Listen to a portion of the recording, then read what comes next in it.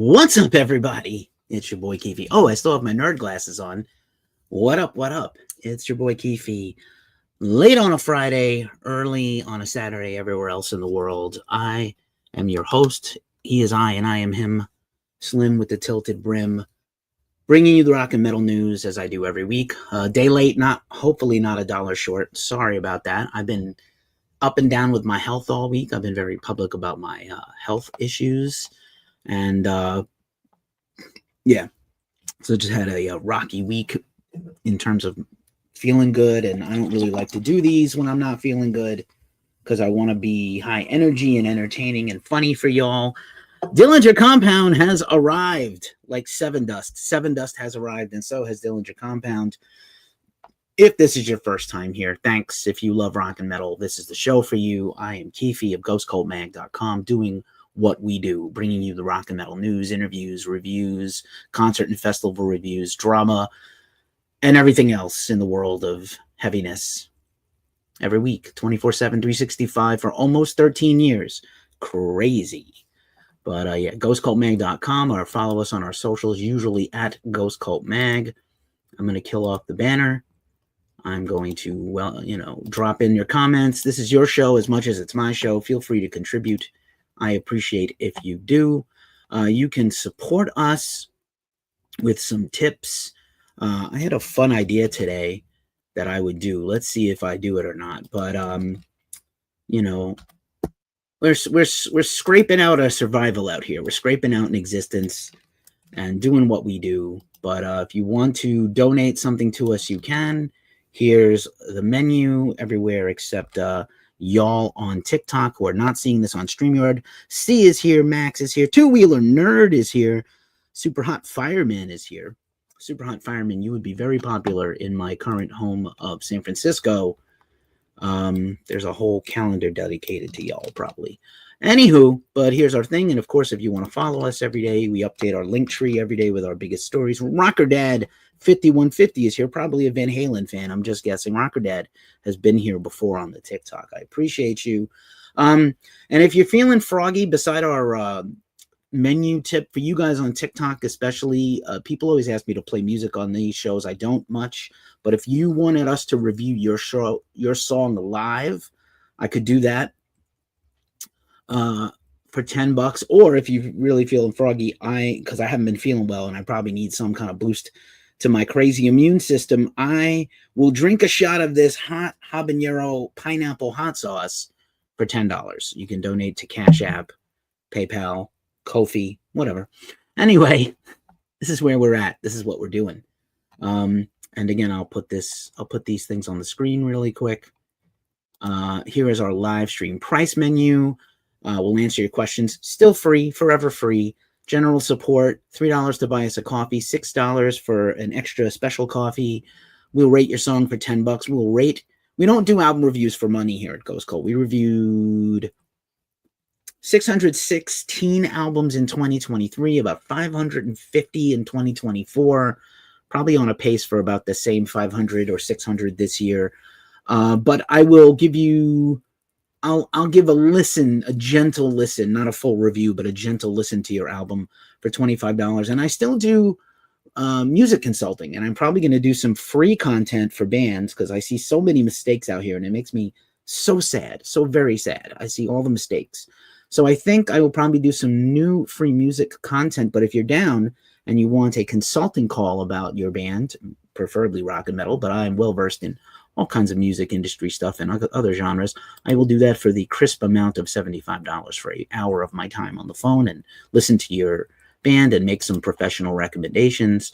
So here's the pay links. I'll leave that up for a minute till someone else comments a fun thing. And that's the intro stuff for the show. I hope everybody's good. Like I said, thanks for everybody joining in everywhere. I haven't been feeling too good, but I'm feeling just well enough to do this show tonight. So hopefully we rock and fucking roll. As I drink a seltzer and try to baby myself. I don't feel too great. Let's do the dang thing. February is here, unbelievably so. 5 weeks or more have elapsed in 2025. I think last week I was still writing 2024 on everything. Do you do that? I still do that. I don't know. But anyway, I'm wearing my comfort shirt, my silky haunt shirt, and my favorite hat, and I'm hoping that it kind of boosts my mood. You know, Professional Cody is here also. Hi, Professional Cody. I don't know if that's Cody I know or another Cody. Prizzy is here. So, somebody is watching on Twitch. Thanks for being here. Feel free to give us a sub. We follow back. Announcements. Time for the announcements. What a crazy and busy week here in the world. Just wow. Again, here's our tip menu. I'll blow it up on the screen one last time. Feels like I'm begging, but we appreciate any support. It helps. Every little bit helps. Once again, that's our menu for 2025. Not going to change much. I don't think so. Just in case you want to pause. And then again, the link tree is in our description, and the links to all our stuff is here. Yes, I did not see that coming. Dillinger, I have that in the concert news, but I'll leave your comment up anyway. I also did not. You know, not that I didn't see it coming, but that, you know, it's been quite a thing to see them get the flowers they deserve. It's been quite a thing. 812 Tech Garage is here. Trey McCallan is here. Charlie is here. Carlos is here. Thanks for everybody being here. I appreciate you. Got a nice little following going. Here's our Cash App. If you want, I'll just for one shiggles, I'll just pause for a second on the Cash App. I like Cash App. And yep, that's the thing. Also, this one gutted me. Dave Jordan died. Dave Jordan is one of the most legendary rock and metal producers of all time. His very first production credits was on Walk Into the Light by Talking Heads. I had his Discogs open here. Let's see if I can just pull it up real quickly, because I'm pretty sure if you're of a certain age, a rock and metal fan since the 80s, you know his records. A lot of alternative rock, a lot of Seattle bands, a lot of metal, like amazing stuff. Let's see if I can pull the screen up. Boom. Let's do it. And I had it open right to, like, again, 1988, Jane's Addiction debut, Nothing Shocking. All the singles. And then Mary's Danish, which was a fun, like pre-proto grunge band, alternative rock band. I don't know if anybody remembers them. Probably if you ever watched 120 Minutes, you might know who they are. I think that's a lot of fun. And then, of course, Alice in Chains' Facelift, his long association with Alice in Chains, and then they moved away from him to Toby Wright, who became kind of their producer of choice for a long time. Jane's Addiction, Ritual de la Habitual, their hugest album for sure in 1990, and all the big singles. Social D, Social Distortion, self-titled album, and all their covers. Let's just take a quick gander at some of these, right? Some Alice in Chains singles. Mary Danish again. Armored Saint, Symbol of Salvation. Yo, one of my favorite records of all time. Some compilations. Last Crack, don't remember that band. Bullet La Volta, very cool band. Swan Dive. Some Alice in Chains singles. Armored Saint, Last Train Home single, of course. And then Spinal Tap, We Break Like the Wind, which was their big, like, 90s record. Public Image Limited, Pill, which is Johnny Rotten's sort of funk alternative band, with their albums. Social D, Somewhere Between Heaven and Hell, probably one of their biggest albums. Of course, Alice in Chains' Dirt, one of the greatest albums ever. Social D, again, with Cold Feelings in 92. The remix of Wood from the single for singles. Dirt and Sap Combined, which was kind of like a little CD sampler that was set out. Again, Bullet La Volta again.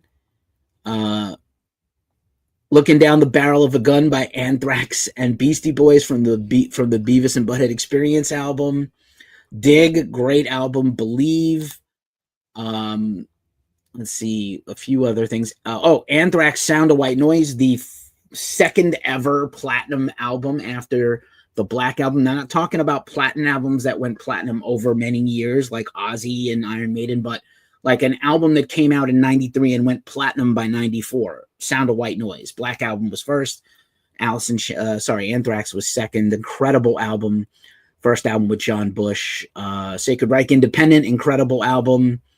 And a whole bunch of other things. I mean, Natural Born Killer soundtrack, Love Spit Love album, Living in Oblivion 4, nice. That was a comp everybody kind of had. So that's just literally the first 15 years. Orange 9mm, just the first Airheads soundtrack, just insane talent. Orange 9mm, Driver Not Included. Biohazard. I mean, so many cool things. A lot of people were paying tribute to Dave Jordan. So, just so sad that he's passed. Very sad. But yeah, I wanted to spend a little time talking about him. Some other people who passed away this week, we'll bring this back up again. Irv Gotti, not the biggest hip-hop fan, but you absolutely know his music. Surely Murder Inc., his label, he was a producer first, and then he kind of blew up with his own label with Ja Rule and Ashanti, but probably Irv Gotti's lasting impact is he produced the first bunch of DMX records.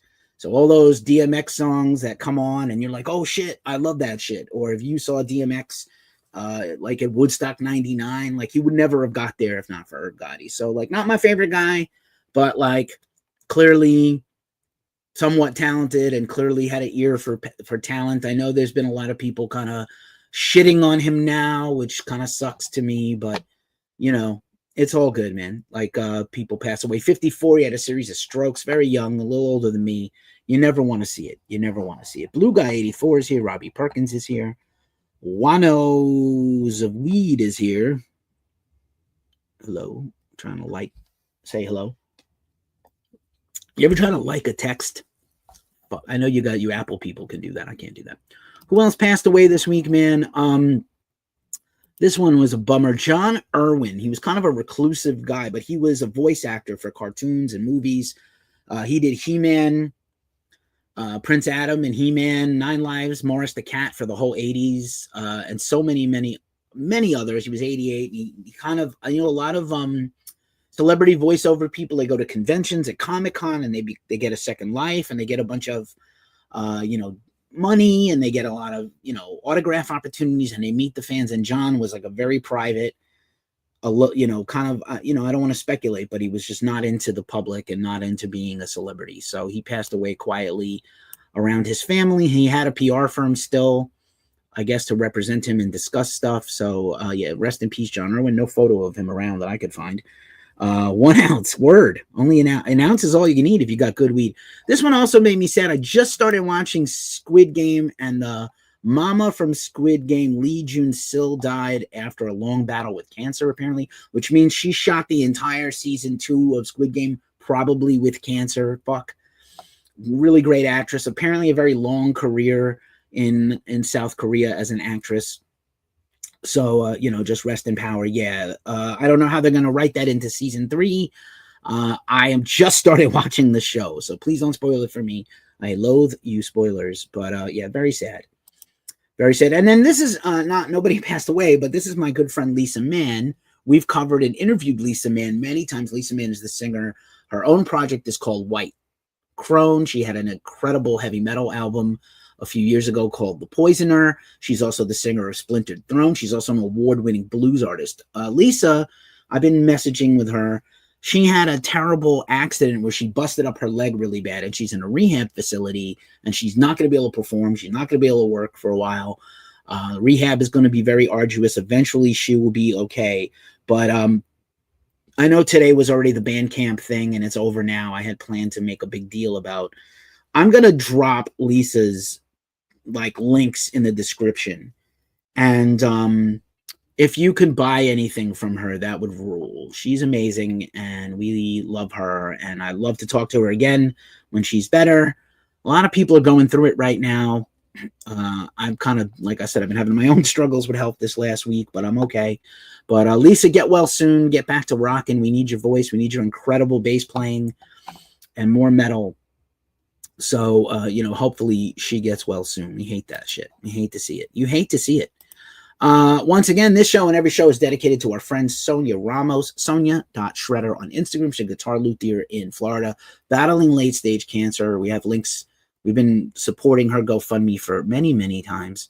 So many weeks, many months, a whole year basically while she fights this. So if you can donate anything to Sonia, that would also rule. We would appreciate it. And then on a good news note, we're still trying to get our favorite metal pupper in San Francisco, Django, Sainthood from the Sisters of Perpetual Indulgence.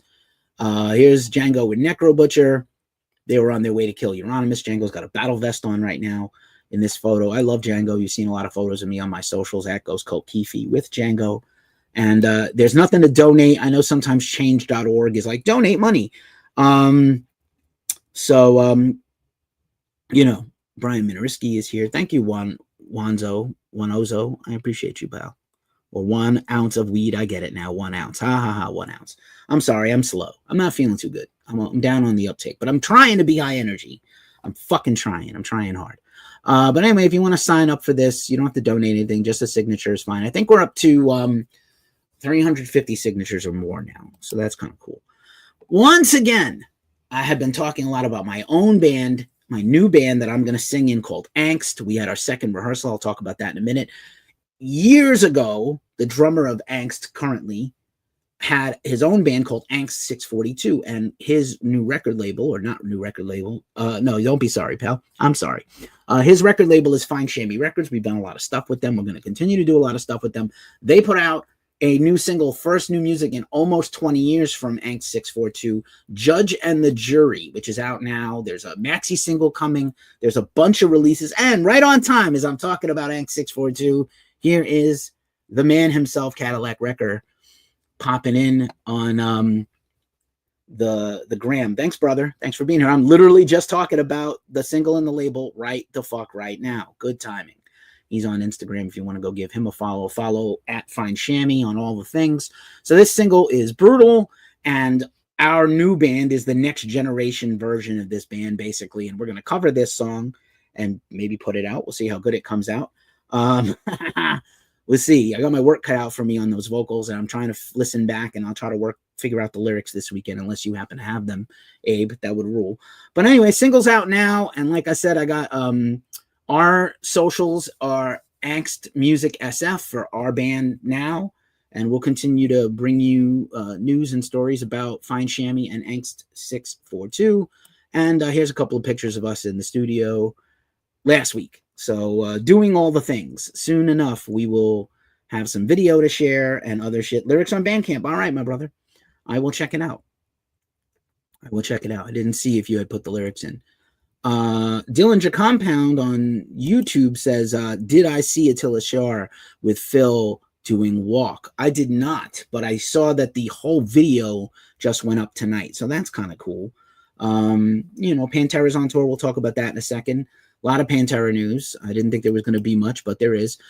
We had a couple of big premieres this week on the website, including the Angst record, which is why I wanted to talk about it. We premiered that song. You know, I think it's important. Like I said, there's a lot of debate on whether premieres still matter. I think they do matter. I think they help underground bands.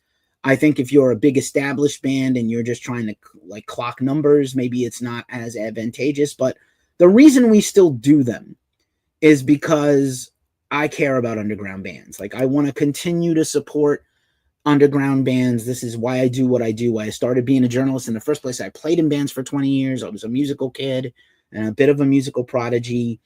So I just wanted to make sure that I kept paying it forward for the things that helped me and, you know, did stuff for me. So this picture is Nasty Riff from South Africa. They're kind of a punk alternative rock band. And they put out their new single, Bed by 7, which is a lot of fun. One of the catchiest songs I've heard all year.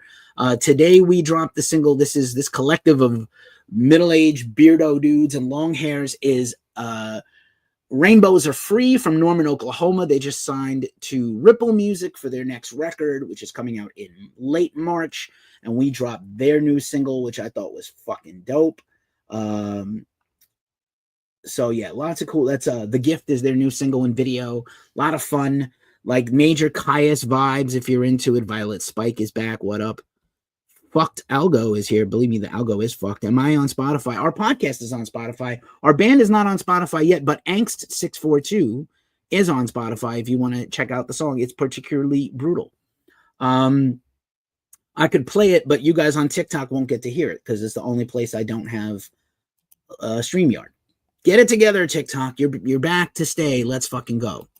Once again, our newsletter is on Substack. We got away from MailChimp, but we'll put out our newsletter in the morning. We've been slowly rolling that out. There's a link to sign up in our description. We don't spam you. All our competitors and peers that do metal news, they will send you an email after email every day, and we only send 1 or 2 a week. So if you want to check that out and get basically a digest of all our content, that's what we do. We're trying to get it together. We just started the band a couple of months ago, 1 ounce. So be patient. Be patient. In the meantime, you have this Angst 642 track, which is fucking slamming. And again, that's, we have newsletters and all the social things. We're on Twitch right now. Thanks for whoever's watching. And we do all the things. Not sure how I feel about X. We're also on Discord and etc. Arson Choir passed by. That's a band you should be following if you like. Dillinger Compound probably knows Arson Choir. I just missed them. They were playing here near me, not exactly here, but in Berkeley at Gilman and Gilman 924 Gilman, and I just couldn't make it. But nice to see you here, Arson Choir. You are homies. We will talk again sometime soon. It's time for the features. Let's fucking go. Now we're going to pick up the pace a little. I want to take a sip of seltzer. Kiss my glass. Word. Nice. You got a cool screen name. I'm going to talk about it. Black History Month. Let's talk about it. My partner at Ghost Coat, Omar Cordy, himself was a longtime band guy. We had a band together. We also used to play in kind of sister bands. And he put together this amazing feature article on our website about Black History Month. We're going to share the links all month long with concert photos and maybe some press photos of some bands we have. But it's pretty deep. Of course, there's always going to be like, you missed this one and you missed that one. I think it's a top 10 list, but really it's like 25 with like, a little essential history on everybody that's contributing. And, there's always tons of artists you're going to miss. So I was really impressed. He doesn't write a lot of articles. He's mainly a concert photographer. He does band interviews on YouTube when I'm not doing them. And we're getting a bigger staff to do band interviews now. So yeah, Black History Month. I'm very proud of that font. That's my font and graphic design. But Omar wrote the article, and I'm really proud of him for doing it. It's pretty informative. If you're curious about supporting Black creators in rock and metal, we've got all of them. We got a lot of them. Maybe not all of them, but a lot of them. Also, you can check out my interview here on YouTube and small clips of it everywhere else with Dan Lilker. You know Dan. He was a founding bassist of Anthrax. He was in Nuclear Assault. He was a founding bassist of SOD. He's been in a million other bands, Total Fucking Destruction, Brutal Truth. And he put a book out a while back, his memoirs called Perpetual Conversion. And now he got together again with the co-author, Dave Hoffa, to re-envision the book and expand it. And, he's got a forward in it from Randy Bly, I think, from Lamb of God. And he's a super influential guy and a really great interview. I met him a bunch of times, but we never did an interview. Maybe we did one interview way before I was in Ghost Cult. So like 15 years ago, we did a brief interview. So really cool guy. He was in Lockup, which is kind of like a side project of Terrorizer. Such a great dude and such he's got so much to give and share. And then last summer, because Frankie Bello had to take a break from Anthrax for some personal stuff, Dan went on tour with them, hadn't played with them in like 40 years. And he's like, hey, I'll come back in and learn all the stuff. So it's pretty wild to see him play all the Anthrax stuff with them on I think a South American tour and maybe Europe too. Last summer, not just this past summer where Frankie came back. Crazy. And new Anthrax later this year. So I'm excited about that. Also, this one was a huge honor for me. Vanessa Warwick. If you're from the UK or Europe, you 100% know her, and you still might know her if you followed Headbangers Ball on YouTube, because while here in the USA, we know about Ricky Rackman, Vanessa was the European counterpart to Ricky. She was the host of Headbangers Ball in the UK and Europe, hugely influential. She interviewed everybody. She wasn't a fangirl. She was a knowledgeable music head, and she stood on equal ground with some of the biggest bands in the world. Every single one of them you can name, she interviewed. Iron Maiden, Metallica, Slayer, Black Sabbath, Ozzy, all the things. And I got to talk to her about her new YouTube channel and interview series, Trust in Rock. She's shooting it at like a famous haunted hotel in London. She was super sweet. She could not believe that I had such a knowledge of her history. I literally used to buy bootlegs of Headbangers Ball and watch her videos. But even before YouTube. Arlo asks, aren't you Joey Diaz podcast brother? Big fan. I like Joey Diaz, but I am chubby, but I'm not. I am not his brother. But thanks. Jokes. People think they got jokes. It's cool though, Arlo. I appreciate you. Just in case you missed it from last week, we had a bunch of other interviews so far this year. Jay Jail from Young Widows and his own Evan Patterson from Jay Jail and his other bands. And so, yeah, a bunch of other things. Our interview with Thomas Angel Ripper of Sodom went wide over on Blabbermouth. So, like, we do interviews. It's one of the things we do here. Symbiotic TMV is here. Hello. Let's see what else. We also had a cool Q&A interview on our website. Our own Morgan Y. Evans of the band Walking Bombs does a lot of cool feature interviews and Q&As, and he interviewed Shutdown, the legendary New York City hardcore band. Recently had a new EP, By Your Side, which fucking rips.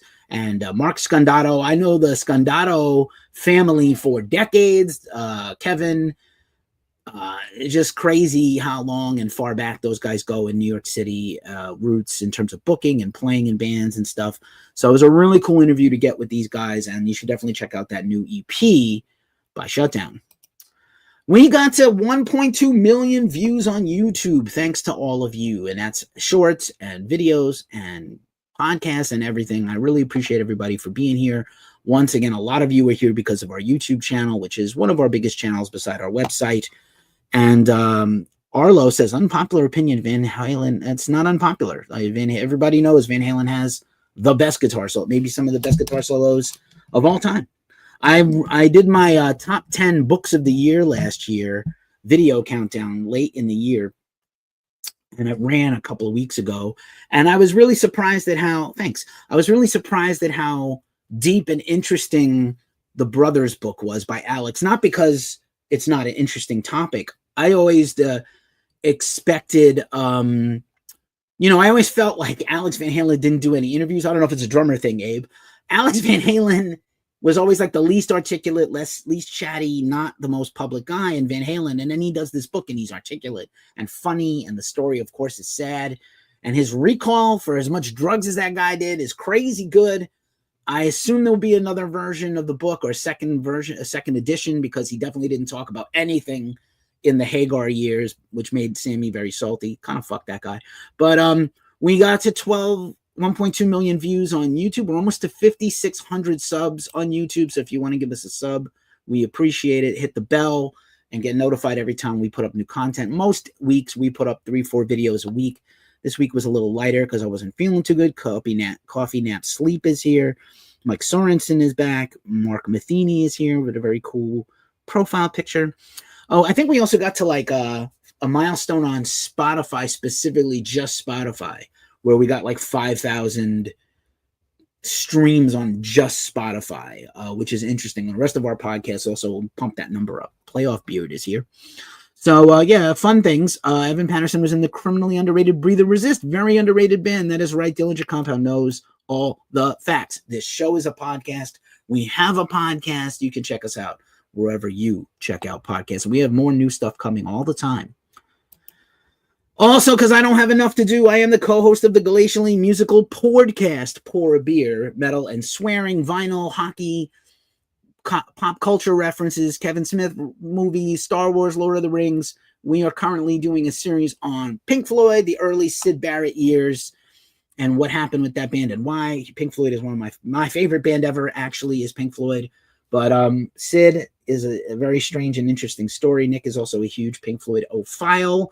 We'll go back to metal next series, probably. Last series we did Obituary, and then we were like, let's do something completely different for something completely different. Let's do Pink Floyd. So check it out. Check it out. Hear us talk about Pink Floyd. We unbox vinyl and talk about vinyl care. I have a vinyl record to share later in the show for the mailbag segment toward the end of the show.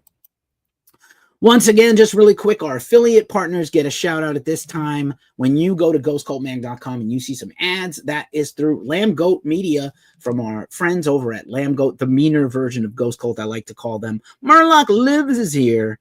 What up, Murloc? My man. Lambgoat, last year we did a lot of activations with them. We gave away some Slayer tickets to the reunion. We gave away festival tickets. Definitely give them some love if you have a band, a store, something, a brand you're trying to share, get advertising, get eye views on your stuff. Lambgoat is where it's at. And members of the Lambgoat Network include No Echo, of course, Ghost Cult, New Metal Agenda, Metal Insider, and now the Needle Drop, Anthony Fantano, the busiest music reviewer on the internet, who, by the way, I was going to put this in the deck. This dude is going for Kanye this week, going for him, not just because Kanye is a tool and a racist kind of asshole, but going hard at Kanye. It's pretty fucking funny. And Fantano's had a war with Drake, where Drake told him to go kill himself, and then he put the text on blast. It's pretty fucking great. Dillinger Compound asks, as a huge fan of Pink Floyd, why is Roger Waters releasing a Dark Side of the Moon box set with that Abomination rework he did last year? Good fucking question. I'm not going to talk about the politics shit right now because that's all shitty and I don't support Roger for that. But I love Pink Floyd, the band. I love Roger's words. I loved his bass playing. I was in a Pink Floyd tribute band. Pink Floyd has been my North Star band for a long time. The whole reason that Roger Waters put out these other versions of music is to try to take money away from David Gilmour. The feud with them is long and horrible, and I can point you to some podcast series where Nick and I talked about it.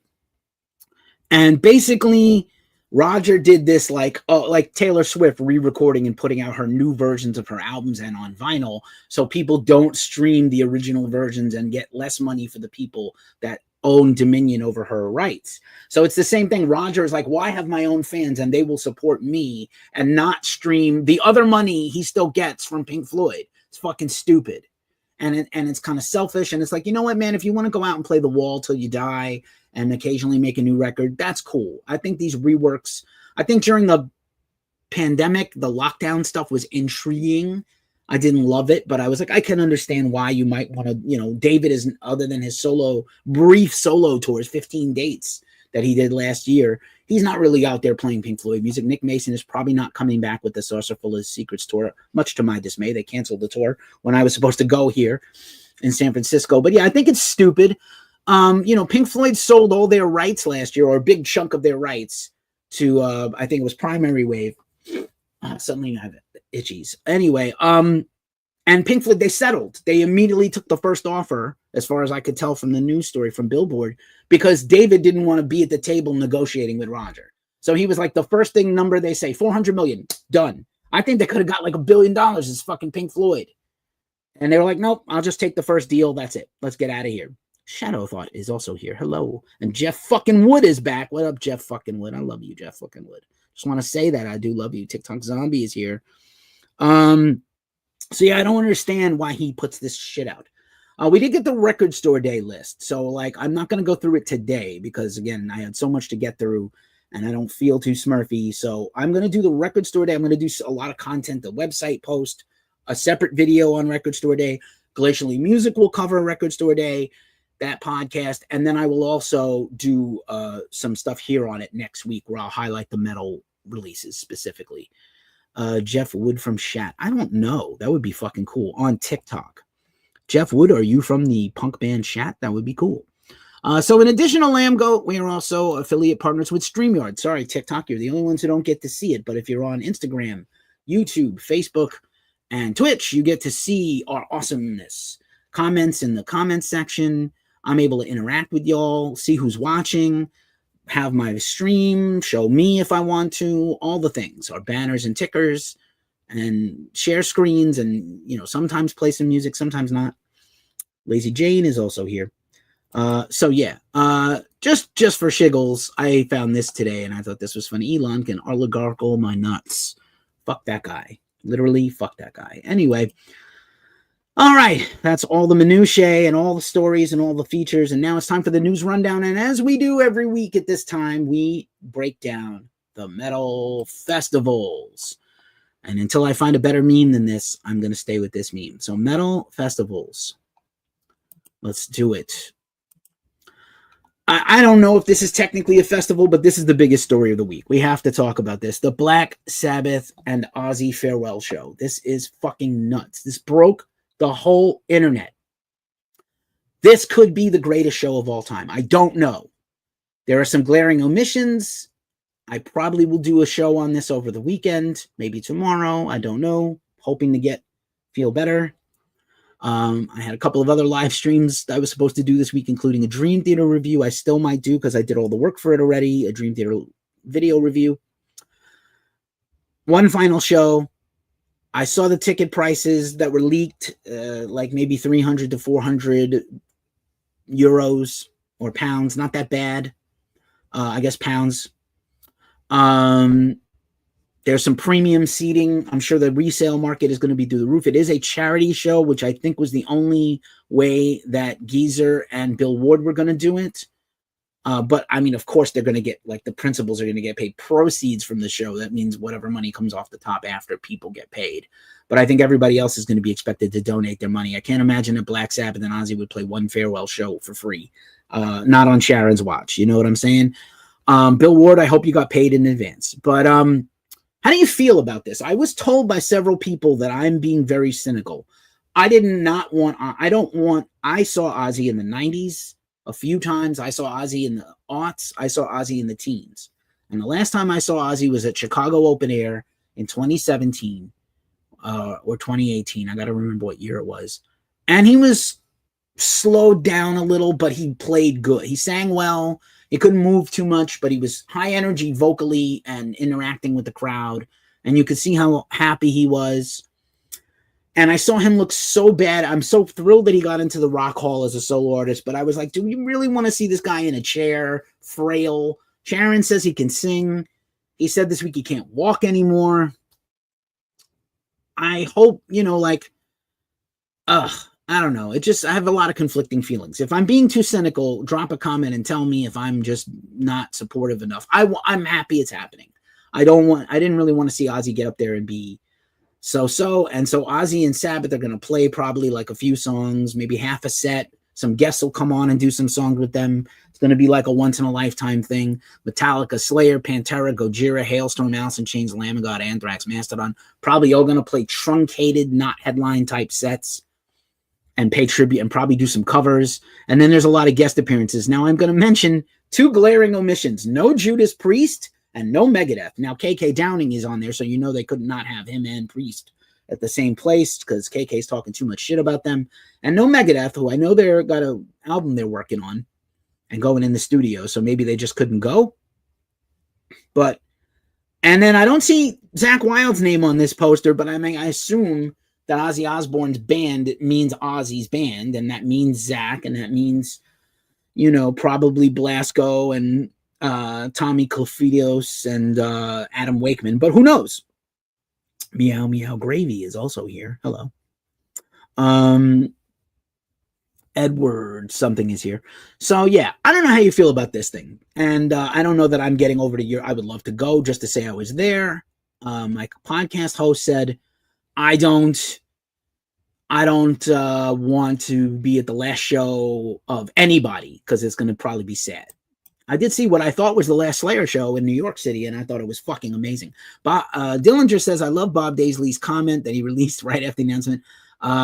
Potential for embarrassment, 1. 2, he said, yeah, I wouldn't want to be associated with that or them after everything. B, and it did give everybody kind of a chance to share on socials and comment and say like, oh, I'm really honored to be there, this, that, and the other thing. It's going to be, it's at a soccer pitch. It's the team that both Ozzy and Geezer particularly support.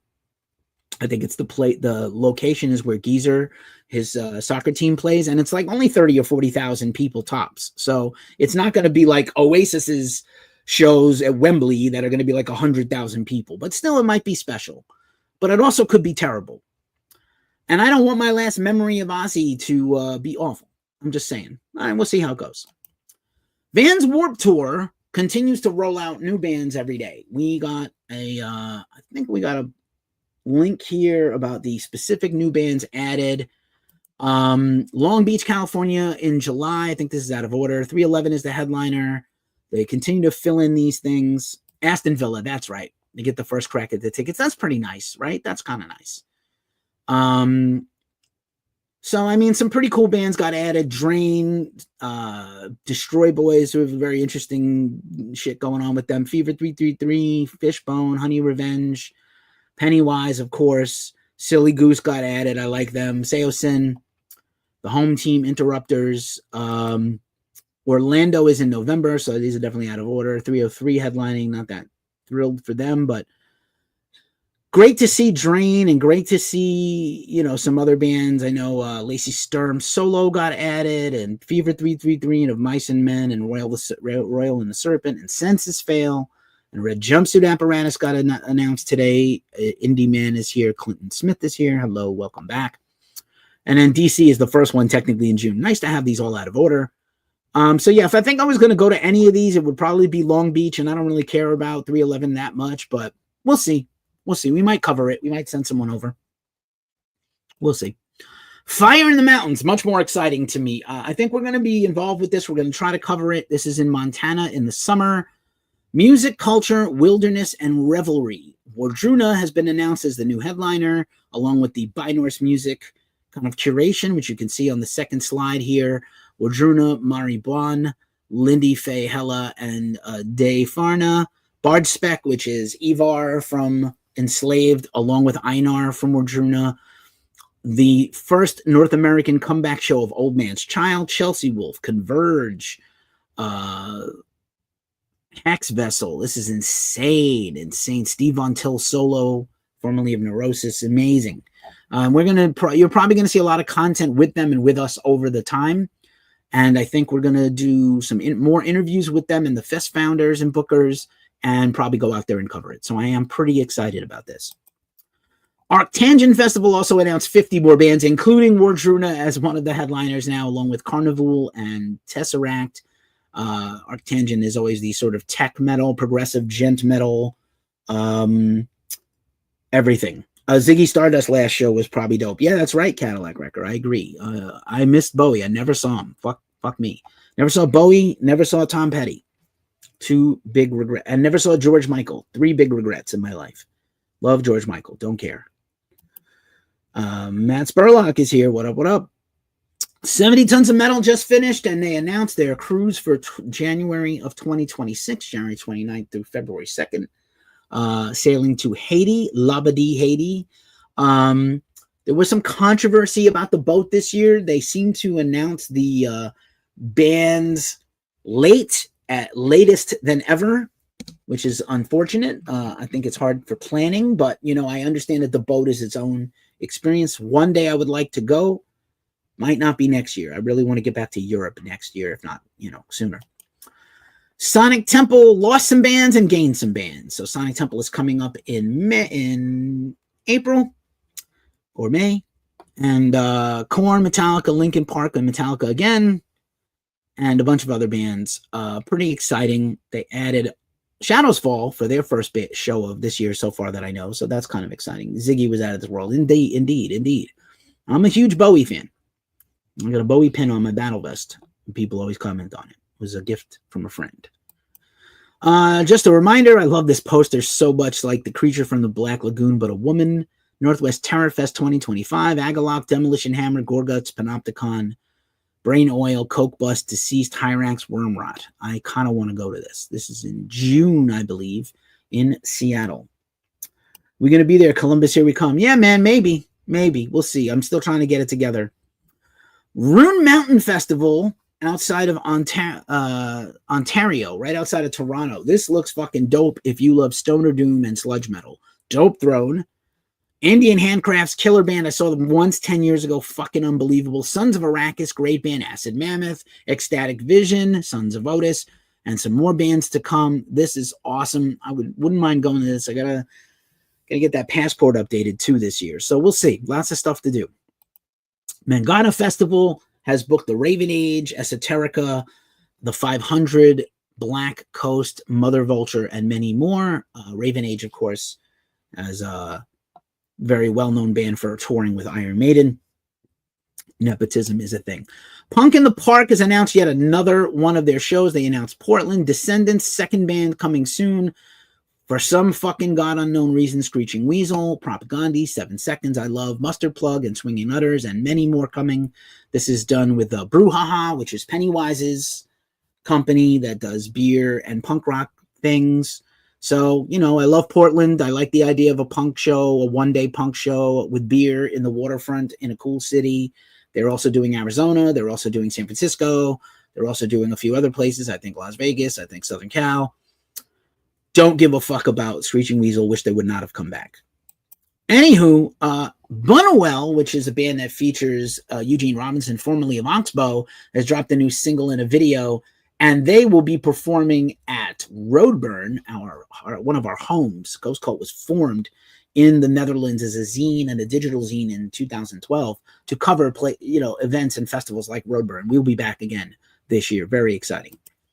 Post Festival released their entire lineup, and now they have this is in Indianapolis, post rock, kind of post metal, post rock, sludge, alternative rock, some stoner. A Place to Bury Strangers, great band. I've interviewed Oliver before.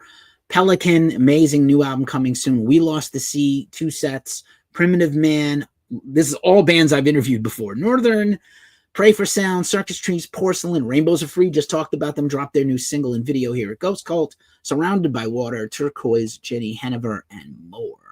Very fucking cool. Post-Fest. You'll be hearing more about that from us soon. I'm a big post-metal fan and post-rock fan. Download Festival, which we've covered a few times and we always represent and show up for. Download Festival, the granddaddy of them all, the biggest festival in the UK every year, has announced Download Family, their brand new fan activation fan club. Look it up at downloadfamily.com and get tickets to Download Fest. It's always a sellout. They got a pretty great lineup this year. We'll be talking more about that in the coming weeks and months. Noise Pop is around the corner here in San Francisco. Cadillac Record, we might go see a couple of these. St. Vincent, Benjamin Gibbard, Old Sweatshirt, American Football Soccer Mommy, who I do love, Div, Mercury Rev. I really want to go see Chat Pile and LeSavvy Fav. I could go see Reverend Horton Heat, be a cool opportunity to see some babes. Acid Tongue is also a cool band. Black Joe Lewis. I go to Noise Pop, not for every single thing. I don't think I would do the whole festival and try to go to every single show, but I've always enjoyed Noise Pop. I saw Boy Harsher there. I saw Adult there. I saw Actors there. I saw King Woman at a Noise Pop show, so kind of fun. Pure Imagination Music Festival in Prescott, Arizona, right up the block from Jerome, Arizona, where Maynard from Tool lives. Cheap Trick, Modest Yahoo, Arrested Development, The English Beat, Gone Gone Beyond, Kelsey Walden, Ponderosa Grove, Bird and Byron, Kids in America, Dutch Molly, and others. This kind of looks like a fun, kind of a handful of eclectic big bands and some smaller bands. I always like to go to a festival where I don't know all the bands and I discover them. I discover new bands at things like these. This is why I try to go to Bottle Rock and stuff like that. Submissions are open now for Tennessee Metal Devastation Music Fest in Eastern Tennessee. This is the festival that usually comes off without a hitch, and the town, after they take their money, shits on them for being involved with deviltry and Satan, which they absolutely are with deviltry and Satan bands. But cool festival. I always support them and wish them the best of luck. Anybody that's a victim of fake outrage, I'm going to support them with all my being. Also, Just Like Heaven Festival in Southern California. At the Rose Bowl, Vampire Weekend, Rilo Kiley, new album coming soon, Empire of the Sun, Block Party, TV on the Radio. So this is kind of like your alternative rock, almost Coachella-style bands. Indie rock, alternative rock, but famous, much famous. And Slow Dive with a special set. I'd go just for Slow Dive. And maybe Block Party and Courtney Barnett. And that's all the festivals. POV, Her and Me, First Date. That's me. Long sleeve Cannibal Corpse shirt. Enjoy. I'm dropping non-subtle hints all the time. All right. Let's rock and roll through the tour dates and then on to the rest of the show. Concerts and tours. Let's do it. AC/DC has announced their European leg of their Power Up Tour. We know they're coming to America very soon. It's only 13 dates. I hope there's going to be a second leg where they do at least do the West Coast, but I'm not sure. These are all stadiums in Europe. I know AC/DC is probably a bigger draw in Europe than America. We'll see how they do. Meshuggah, Cannibal Corpse, and Carcass for the best 1, 2, 3 of the spring is coming up soon. I know they're playing the Masonic here in San Francisco, and I am going to that show in early April. Very friggin' excited. We have more Meshuggah news coming soon. Pantera, we mentioned before, is on tour right now in Europe with Power Trip and King Parrot, who dropped a new single and have a new album coming soon. Acid Bath, these are both sold out. Acid Bath announced an incredible show we talked about last week. They've been doing some sporadic festival announcements, and I had said on this show many times they are going to announce occasional shows. They booked a show for the end of summer in August. It immediately sold out. High on Fire, Windhand. I'm going to find a way to get into that show. I promise you. And then they announced a second show with Pig Destroyer and the Obsessed, also immediately already sold out. I just didn't get the poster with the 2 sold out X's. New Acid Bath would be amazing, but I'll settle for the Dax Riggs solo album that just came out. The Sword has announced a couple more shows in their home state of Texas. They are apparently back doing shows sporadically until they build up to a tour. But we had a couple of shows from them last year. Interested to see the Sword do a comeback. I know Warp Riders has a 15th anniversary this year. I suspect there's going to be a vinyl reissue, even though there have been vinyl reissues of it. If you don't have it, it's worth getting. Dillinger Escape Plan, here you go. Dillinger Escape Plan, Australia shows. Perth, Adelaide, Melbourne, Sydney. Fuck yes. Brisbane. I thought this wasn't going to be that many shows. They've already well exceeded my expectations. I don't know if they will put out new music, but I'm here for all the shows with Dimitri and have Dimitri get paid and have him get flowers and have the band, the current lineup, do stuff. I'm here for it. So there you go, Dillinger Compound, if you're still here. Cooper continues his tour this weekend. He's got a handful of dates left with Gilby Clarke on lead guitar, kind of fun. Lucy's Nails is here. Name is here. Coffee Nap is here. France Basilia is here. Night Flight Orchestra dropped a new album recently. This is a super group of people from Soilwork and Arch Enemy and other Swedish death metal bands, and they do fun 80s pop songs. I love this poster. DJ Staples is here. What up? So they have already kicked off their new tour, and they are in Madrid tonight, Barcelona tomorrow, through later in the month. So that's kind of exciting. And then they'll go back to their other bands. This tour is fun. Septic Flesh with Ultimas and Storm Ruler, the homies. Ex Deo has dropped off this show. This is this coming week. A week from tomorrow here in San Francisco. So I'm hoping to go. This is already underway. Septic Flesh, I have some more news with them later, but a huge year for them. Huge year for the Greek blackened anti-Christian black metalers. Kerry King tours on. We just ran our review tonight. If you want to check out the show from Boston with the set list, he's doing a bunch of Slayer songs. He did some unique covers I don't think anybody was expecting. Kerry King of Slayer with his solo band, Municipal Waste, and Alien Weaponry, who also have a new record coming out soon. What a Killer 1, 2, 3. And this is by Evil Rob from Evil Rob Photography. You kind of see Mark Osagata in the corner of the photo there. This show is later in the month, is already underway. Decapitated, Incantation, Darkest Hour, and Ex Mortis. Both Decapitated and Incantation will be playing special sets. I'm a huge Darkest Hour fan. Did get the COVID the last time I saw them at Bottom of the Hill. So do not want to get the Rona again. But this is around the corner from my house in DNA Lounge, so I literally just fall out and go to the venue. It's literally down the block and around the corner. DNA Lounge and Pizza. Season to Risk. Holy shit. Holy shit balls. Red alert, everybody. Season to Risk is back. They've been back kind of unretired and doing sporadic shows the last few years. They are putting out a special record store day version of their album 1-800 Meltdown, and they're going to do a tour to promote it where they play stuff off of it. And I'm hoping to get an interview with them. But this is super cool. If you didn't know, Season to Risk was kind of a super group of New York hardcore guys playing kind of alternative metal and hardcore themed music. Sir Springus is here. What up? Carol Corey is here.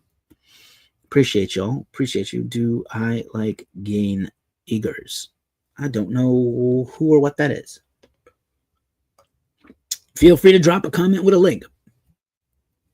Anyway, Season of Risk. Super excited. Mr. Sides is here also. Hello, Mr. Sides. Good to be here. Good to see you. Good to be here. Good to see you. Season of Risk. Nile is also on tour right now with 6 Feet Under. We also ran a review of this week, so very excited. Nile's new lineup and relatively new album from a couple of months ago. Pretty cool for your Egyptian-themed death metal. Max Sabbath was supposed to retire last year or kind of do a farewell tour, but they continue to add dates. So now they're doing the 10th anniversary Max Sabbath tour with Dickies and Guttermouth and Flummox, which is a very cool name. I wish Flummox was the name of my band. I didn't think that up, though.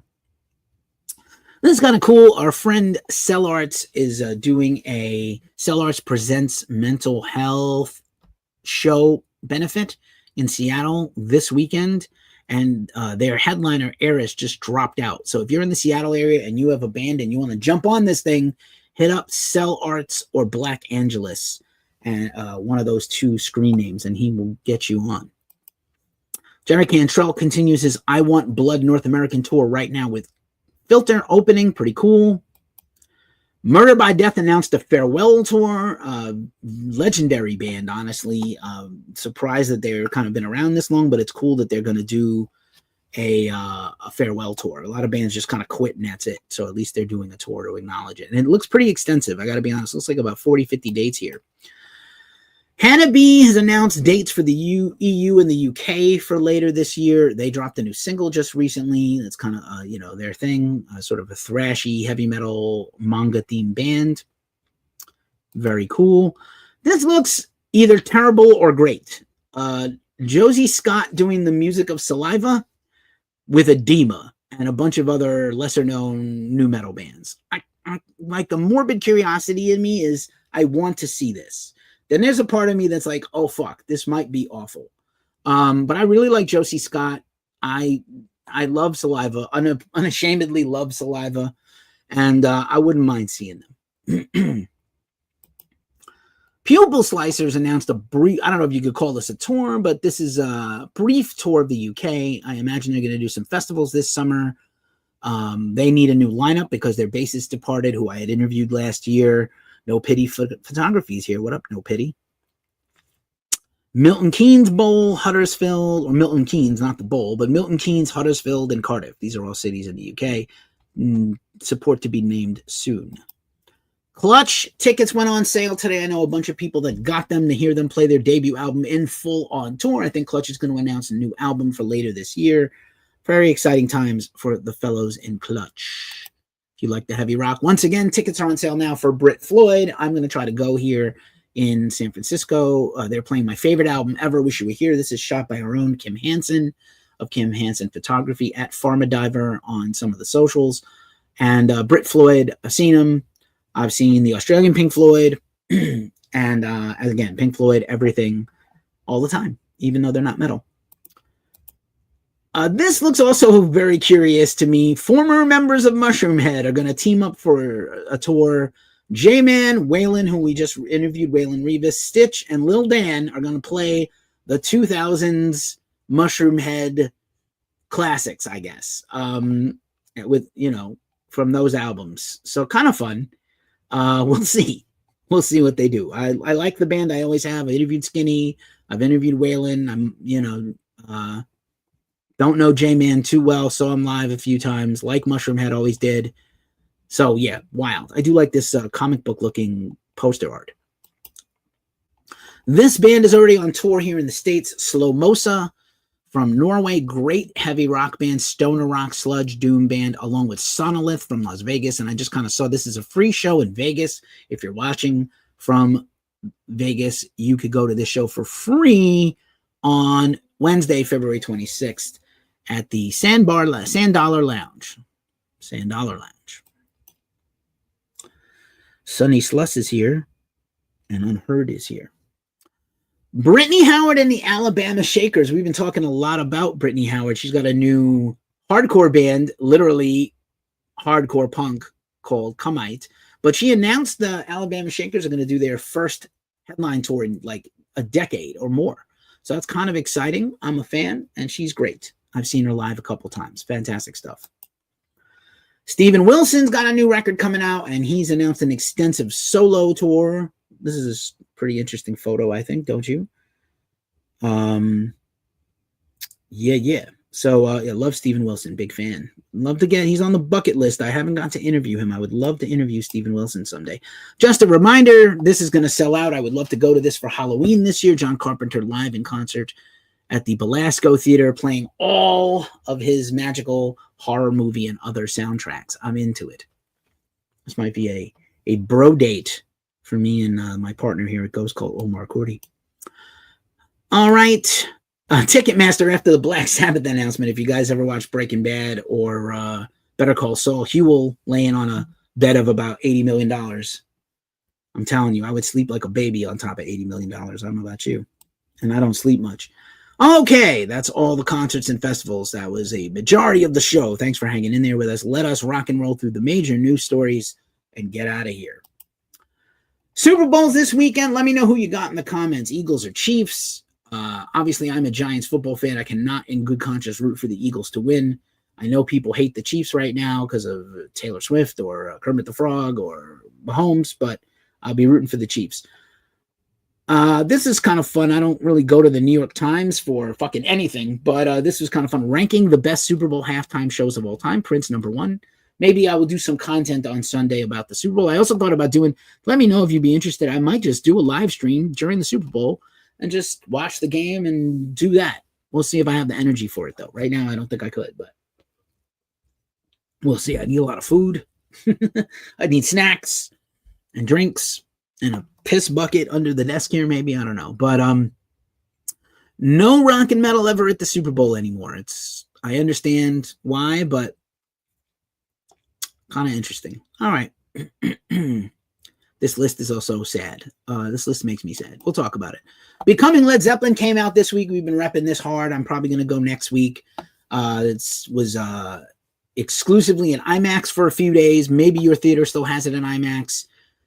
This is the first authorized Led Zeppelin documentary bio. Jimmy Page gave his personal diaries to the director. They have a rare interview with John Paul Jones and even the late John Bonham, in an interview that has never been run before. If you love Led Zeppelin, I think this is going to be for you. I know it's going to be for me, and I will probably come and do a review of it soon after I see it.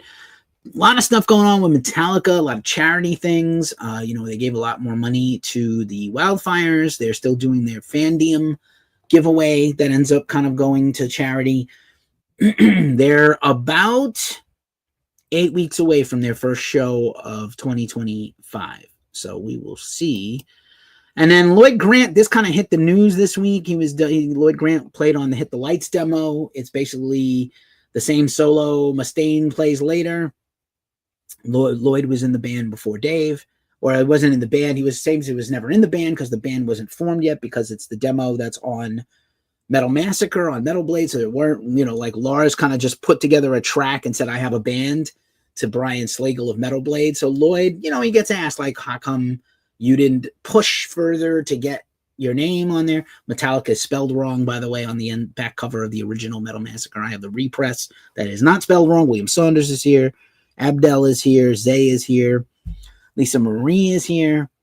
So Lloyd is like, look, we weren't really much of a band, and I never took it personally, and they've always been nice to me. But, people are always looking for an angle to have like a shitty Lloyd Grant outraged. He isn't considered a permanent, it wasn't a member of Metallica. He wasn't a member of Metallica. They needed someone to come in and play a lead, and they paid him to come in and play a lead on a demo tape. It's not a member of the band. But I like the guy. Thanks for following, K Granger 2. I appreciate you. If you like rock and metal, you're in the right place. We'll follow you back when I get off this live stream. Primus has their new drummer, and it's a relative unknown, not that unknown. He's a YouTuber and a social media person. Greg Hoffman beat out 6,000 other drummers. Abe, if you're still watching or you watch on the replay, he beat out Thomas Pridgen and a bunch of other world-renowned drummers to be the guy. So kind of incredible. Thomas Pridgen, by the way, was also featured in our Black History Month. They spelled McGovney wrong. Oh, I know. Fucking poor Ron McGovney. Ron McGovney gets so much... He got so shit on. I know we hear it all the time about how Jason Newsted They turned the bass down. They hazed him for years. They always shitted on him. James Hetfield goes sing on everybody else's record. They get mad at Jason for being on someone's demo no one ever heard before except me and Dillinger Compound. Ron McGovney, Mustaine once poured a beer down Ron McGovney's pickups in his favorite bass. They used to like come up behind him on stage and unplug his bass. Like, what the fuck, man? That poor fucking guy. And apparently, I met him once. He was really nice. He's around here still. Goes to shows. He comes out for things. I think he went to see Megadeth, actually. And he was hanging out, signing autographs with people. I didn't ask for an autograph, but I just said hi to him. But so Primus has their new drummer. They're playing the Tool in the Sand Destination Festival in the Dominican Republic and then on the Sasanta tour. Devil Chicken 29 is here. Matt Pinfield, I don't really have an update on him, but I just wanted to say that we're thinking about Matt, who had a very severe stroke earlier in January. You know that his daughters are fighting with his girlfriend over his money and house, but I'm trying to get updates on Matt for people. And if I get one, I will maybe even make a news story, or I'll jump on and do like a breaking news ghost cult thing because, you know, this guy was nice to me and another MTV icon of sorts. And of course, and, music nerds got to show up for other music nerds, you know? Let's talk about the Grammys. Jesus fucking Christ. We did a live stream. I didn't talk about it earlier because I was going to talk about the Grammys now. We did a big live stream about Gojira winning the Grammy and what it means for them and what it means for metal. They beat out Metallica and Judas Priest and Spirit Box and Knock Loose and Poppy. They got up and they accepted the award. It isn't still kind of hard for me to believe that a band that I saw 15 years ago in a small club of like 100 people is now a Grammy-winning huge streaming artist. This shit's insane. But I'm happy for them and I'm proud of them. And they have a new record coming out soon. So we're gonna get all the things. Pony Talk is also here, and Alex Sternin is also here. What up? So again, if you remember, this is from Mea Culpa a Caira, the historical protest song from the French Revolutionary War. They performed at the Summer Olympics. They released it as a single. It blew up all over the web. It became a viral sensation on TikTok and other socials. And then they put it out as a music video, and then they got nominated for Grammy, and then they won a Grammy. And again, I want you to like take a look at this photo, even though this is from just a recent photo.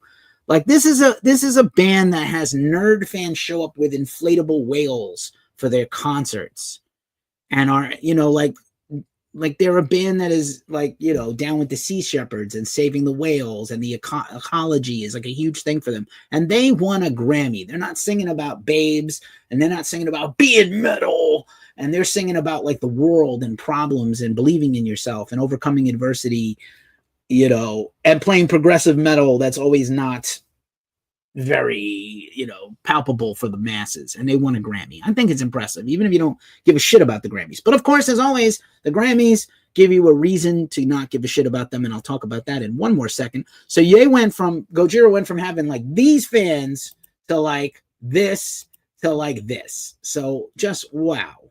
Give respect. And of course, Marina, the soprano, and Victor Lamont also were, you know, counted in the winnings, which is nice. Ryder, I think the band is here. Maybe not. What the fuck is this? So, Jaden Smith. It's weird. I didn't know that Willow was going to end up being the well-adjusted Smith family member. But yeah, Jaden Smith wore a weird castle hat to the Grammys. And of course, the internet immediately let him have it. I don't care that much about celebrity shit, but I just was like, okie dokie, this is strange. And so the memes never let you down. The memes never let you down. Keep my son's face out of your haunted house. Yeah, that's right. And then Chapel Roan, who won, you know, everybody knows Hot to Go and her big, huge year that Chapel Roan had, you know, told the the record industry to fuck off, basically. As she accepted her award for Pop Record of the Year, she told them to go get fucked. I didn't talk about this much. You know, Gojira wins the Grammy. The rock Grammys went to St. Vincent and the Rolling Stones. Listen, I love St. Vincent, and I respect the Rolling Stones, and apparently Hackney Diamonds is a good record. There are tons of fucking real hard rock bands out there that you could be giving these awards to. The Rolling Stones don't need one more Grammy.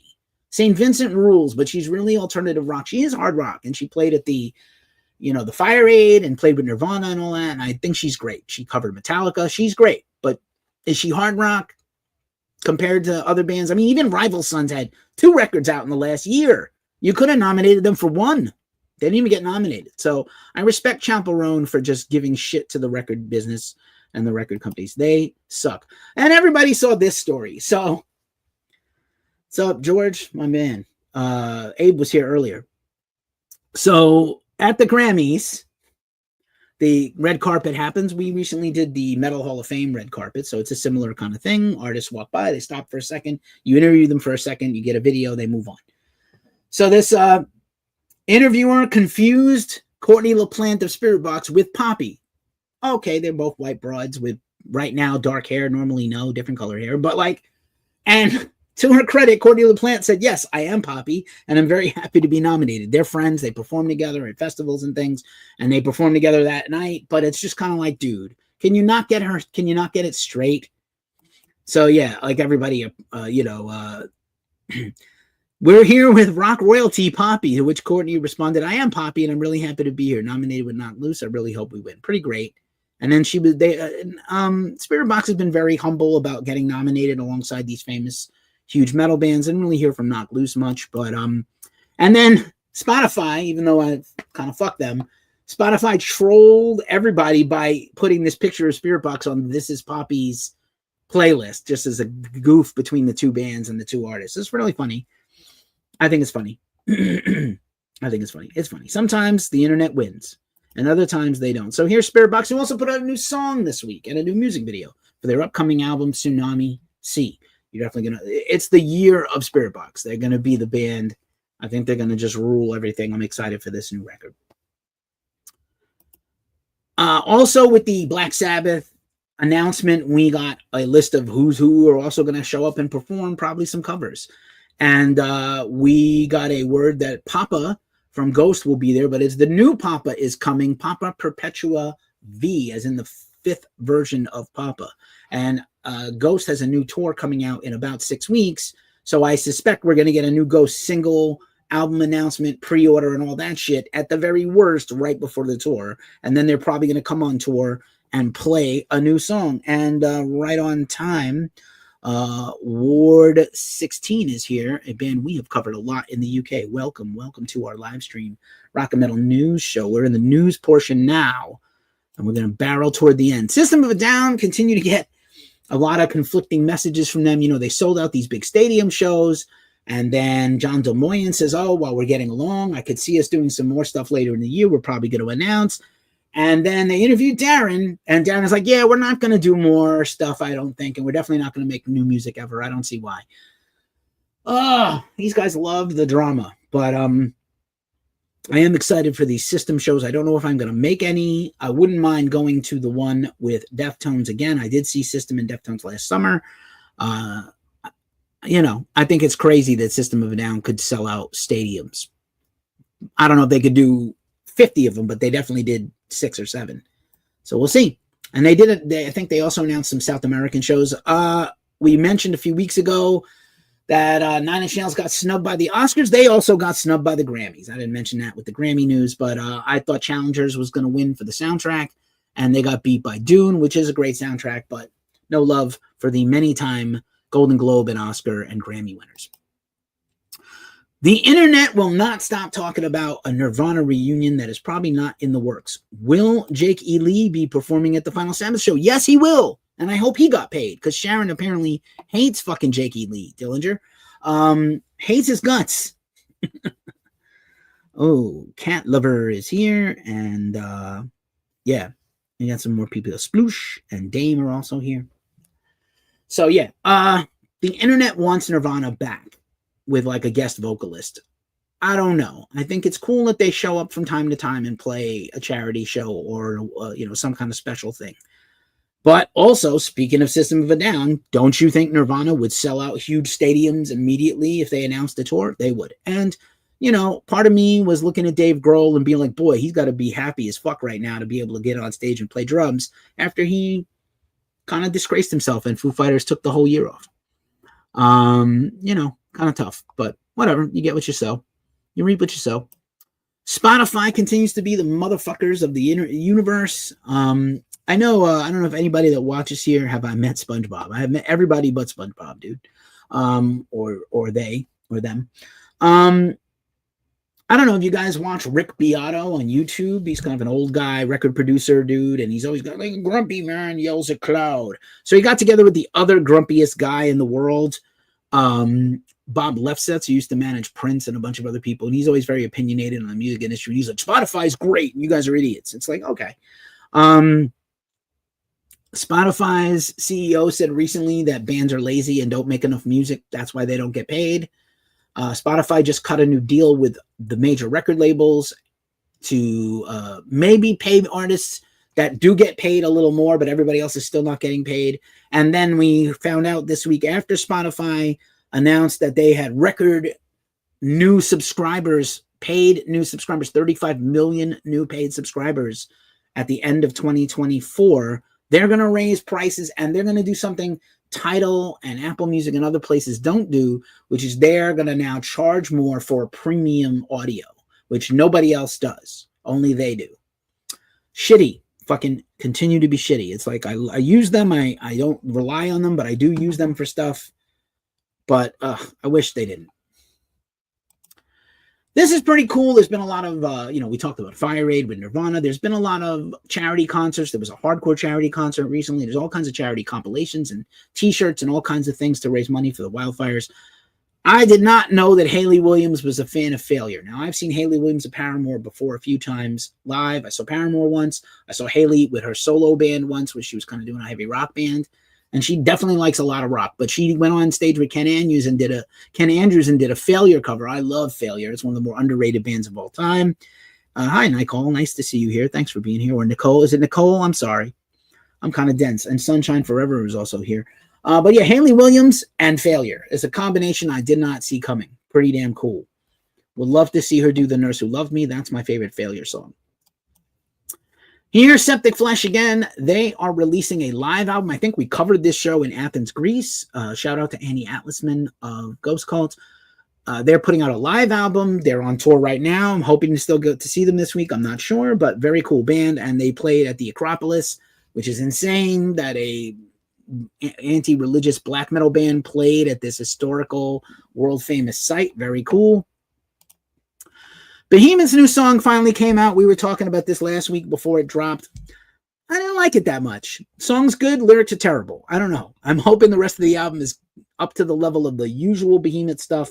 It's pretty disappointing. Shit of God is the name of the record and the single and the video, and the pre-orders are live now, but I was like, man, this is some lazy shit. Too bad. I love Behemoth, and I would love to interview Negral and talk to him about it, but I was like, this is some boring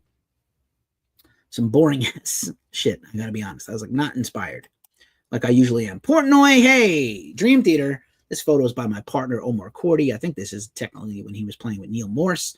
Dream Theater dropped their new album today, Parasomnia, on Inside Out Music. Killer record. I still may try to do a live review of it here on the channel.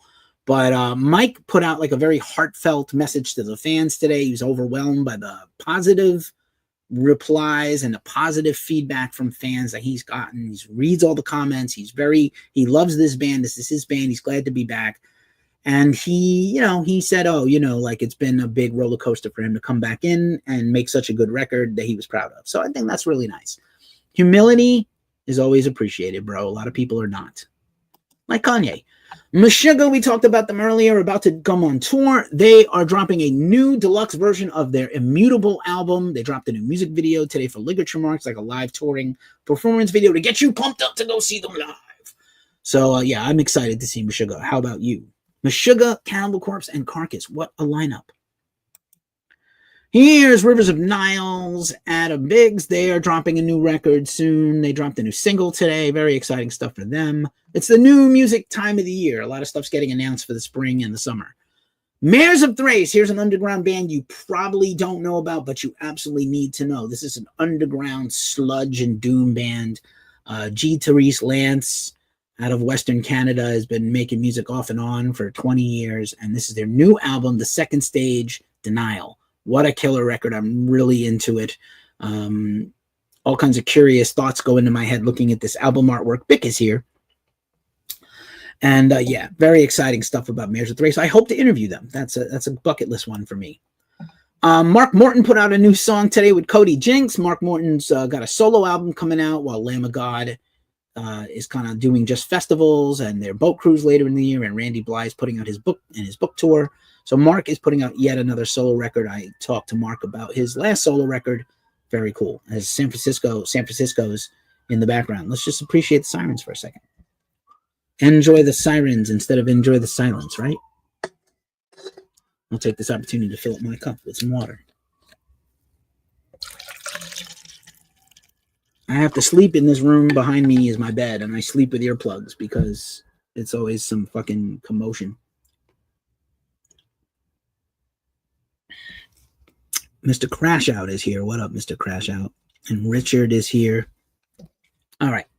We're almost done with the show, kiddies. Thanks for being here, all you who've stuck around, you real ones. Comeback Kid dropped a new single and a video today. Very exciting stuff for them. I've interviewed that band before. Polyphia has sort of given the vision for their upcoming new album, including some guest appearances from Baby Metal. Very exciting stuff if you like Polyphia, kind of the most talked about guitar band of recent time, and people who are not into rock or metal but are into like Reddit and Guitar Hero love Polyphia. Here's Pop Evil, Luke of Pop Evil. Pop Evil announced a new record and a big headline tour. Kind of cool. Good band. They got a new drummer. AJ Battlewound is here. Michael Allen is here. Hello, Michael Allen. How adorable is Ola Englund, his dog, and his wife? Ola's been on tour in Europe. You know, he's busy with The Haunted. They're coming out with a new album. Salute, sir. Hello. I salute you back. I'm pretty sure this t-shirt that Ola is wearing says Ola fans, like OnlyFans, and this is their dog.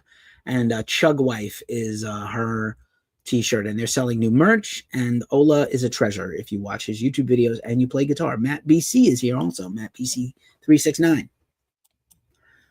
Veeps, if you guys watch stuff on Veeps, I do sometimes. They have the Cream documentary that was amazing. You sometimes see me in my Cream hat or shirt. I think I have the hat right here. I wore it last week on this show. Wow, look at that. So, yeah, big fan of Cream magazine as a kid growing up. The classic rock era. Cream was hugely influential in the music journalism game. And there's still a brand out there where they put out a couple of physical magazines a year and do some music news and interviews, and they usually sell stuff like records and stuff. Super 7 Toys has dropped a new version of the Slayer Minotaur. What is that I see? A Minotaur. I love me that movie. But here's Slayer's Minotaur in a new bloody version. Pretty cool with the sword. Die by the sword. If you love Slayer, you kind of need these toys. Budgie, who I interviewed not too long ago last year for his collaborative album, is putting out another book, The Absence Memoirs of a Banshee Drummer by Budgie. Budgie's the influential, literally indispensable drummer from the post-punk era, and was a great to interview him. So you want to check that out, coming out this June. I will hope to get my hands on this book and add it to the list of books to review for this year. This is tough, man. Shadow of Intent. I hate talking about this shit. The singer of Shadow of Intent was accused by his partner of domestic abuse. This shit sucks. They are on tour right now with Cattle Decapitation, who we just covered that tour and ran the review. Tina is here. Hi, Tina. Thanks for being here. I think you've been here before. So this story is brutal. The girlfriend shared some accusations on her Instagram, and then she shared some receipts from another member of the band's girlfriend who was like, you should not come forward with this because you're going to make our guy lose less money. It says Ben Dewar accused him of domestic abuse. The band hasn't commented. He hasn't commented. And then she took down the post and deleted her Instagram. But before that, the videos went kind of viral. So Lambgoat reviewed it. Jury's out. I would like to hear from him. You know, sometimes couples fight and it gets a little physical, which is not acceptable. She definitely showed pictures of bruises on her. I would like to hear from her in the band. I would like to hear from him in the band. I don't know if she deleted her post because she was getting attacked by people or she chose to take it down and try to work it out with him. We don't know. I was a lot happier not knowing everybody's fucking personal problems and personal life. This, on one hand, it's like, I like when people are not shitty. And on the other hand, I don't like it when they are, you know, we find out they're gross. I hope that she's safe and okay. And I would like him to come forward and give some explanation. In case you missed it last week, Bring Me the Horizon put out 2 singles with Spotify and a collab with them, including a cover of Oasis's Wonderwall that I don't need, but okay. Bring Me the Horizon, do what you do best. Be metal and metalcore and play on huge stages and jump around and scream. Don't do Wonderwall, but okay. I don't need more Oasis. I need less. Let's normalize James Hetfield posing with statues of his heroes. This is adorable. Just fucking adorable, you know? Just fucking adorable. James Hetfield, you're a treasure. And I'm glad he's not on social media and I don't know much about him. I'm happy that way. Time for some New Music Friday. Let's talk about the new music out this week. There was a fuck ton of it. February is a very heavy month for releases, and I am going to read off some of the things that came out this week. Some death and thrash metal, Sarcasm, Carnival of Atrocities on Extreme Music, 16 for some amazing sludge and doom, Guides for the Misguided on Relapse Records, Bermuda Oceans on the Moon, We Are Not Alone Music is the label for some indie rock, Call Me Amor, self-titled on Circular Wave Records for some rock music, Chris Harms is the singer of Lord of the Lost, great band. His solo album 1980 came out on Napalm Records for some gothic pop rock in the vein of Him, if you're down, or Typo Negative. CKA Flax for some electro indie pop has The Birth of Fantasy out. Dead Air for some alternative rock. Elements is the name of that record on Fly Tip Records. Of course, we mentioned already Dream Theater, Parasomnia on Century Media Inside Out Music. Arab Altar, I cannot pronounce this. It's a Halsinjamorker on Hammerheart Records for some Viking metal. We're always down with the Viking metal. You know what's up. Facts. Wish Defense is out now for some post-punk. Trouble in Mind is the label. Fumes, Skeletal Wings Threshold on Personal Records. Great. I love this name so fucking much. Fuzz Populi. Melting Pop for some garage rock, psychedelic punk rock on Heavy Psych Sounds, favorite label of one of mine. Gin Lady for some more stoner rock. Before the Dawn of Time on Ripple Music for some Swedish classic rock and prog. Inborn Suffering, Pale Gray Monochrome on Ardua Music for some death doom. Let's see. Ginger, of course, with their amazing new album Duel out on Napalm Records for some modern progressive metal. Maybe one of their best records. I'm not 100% sure, but it's pretty fucking great. I listened to it a few times. Juliet's Not Dead, The World Is Ours on TMR Records for some hard rock. Marco Hitala, the former bassist of Nightwish, Roses from the Deep, his new solo album on Nuclear Blast Records. Midlife Crisis for some rock and roll. 33 Turns 45 on Sound Pollution Records. The very controversial album probably containing some stolen music, Obscura. A Sonication on Nuclear Blast Records for technical death metal. Open Casket, Trials of Failure for Barbaric Brutality Records for some death metal. Pathogenic for some progressive death metal. Crowned in Corpses on Skepsis Records. This album absolutely fucking rips. Phrenolith, Ashen Womb on Dark Descent Records. Also Me Saka Un Ojo for some black and atmospheric death metal. Saber for some heavy metal, new wave of British heavy metal, Lost in Flames on RPM Roar. Sakahiter, Salmonite, black metal on Time to Kill Records for some black metal. The great alternative rock artist Sharon Van Etten and the Attachment Theory on the Jaguar label. Sidewinder, March of the Eternal Heretic EP, self-released. The great hard rock band Thunder Mother, The Dirty and Divine on AFM Records. And a great black metal band I'm a huge fan of, Unrequited, for some atmospheric post-black metal, Pathway to the Moon, out on Prophecy Productions. That is all the new music out this week for rock and metal. We do a video every week on YouTube. We share it on the gram and other places you can watch it, TikTok. There's like all the album covers, all the band names, and then we put that out usually on Sunday or Saturday, and then on Friday, we share it again with all the links to buy the albums, which I think is pretty fucking useful to the scene. What do you think? All right, we haven't seen my face for a fucking while. Let's see me. Hey, it's me. I'm back.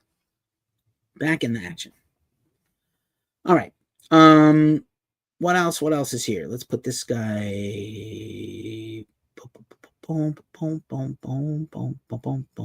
back in the saddle. I just wanted to share this awesome picture of Keanu Reeves with a fucking Matrix base. How fucking cool is that? Isn't that cool? It's fucking cool. We're almost done here, folks. It's time for the mailbag. And if you've been watching everywhere except you guys on TikTok, you could see behind me what's in the mailbag this week. And it's a vinyl. It's a vinyl from my collection I haven't shown anywhere else before. And it is this cool album, Sick of It All, Call to Arms. And Sick of It All, Call to Arms was released on Fat Records. It's a San Francisco label owned by Fat Mike of NoFX and of many other bands. He is probably selling the label soon, by the way. You can take a look here. I have the album artwork here, but here's the vinyl. I got this for $10 at the Fat Wreck pop-up because the album is dinged up. It came, the corners are bent in a little. Maybe it came in the carton to the warehouse, kind of fucked. Oops, sorry. But they were selling these for $10. I couldn't say no for $10 for a Sick of It All record. I'm a big fan going way back. Already in the Mylar. Put your vinyls in a protective Mylar. Keep them static free. And look at this sick translucent vinyl. I'll show you guys on TikTok first. Translucent clear vinyl. And the album rules. I think I interviewed Mike Gallo for this record. So cool guy. I met him a couple of times and interviewed him. And then he remembered meeting me, which was always nice when you meet somebody and they're fucking cool and then they remembered you from a show or an event or something. I'm always grateful.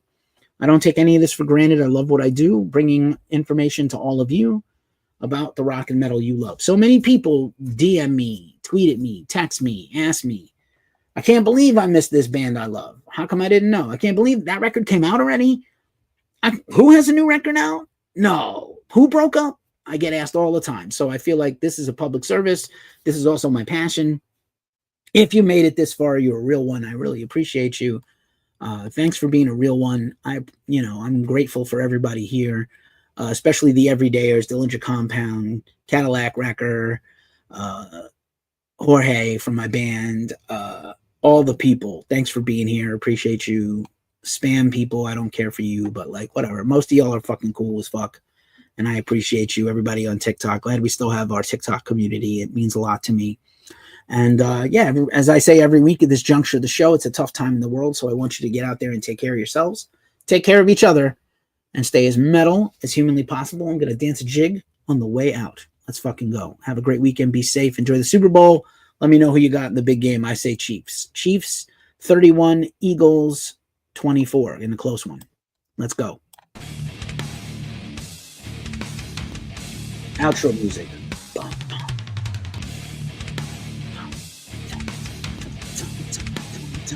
Peace out.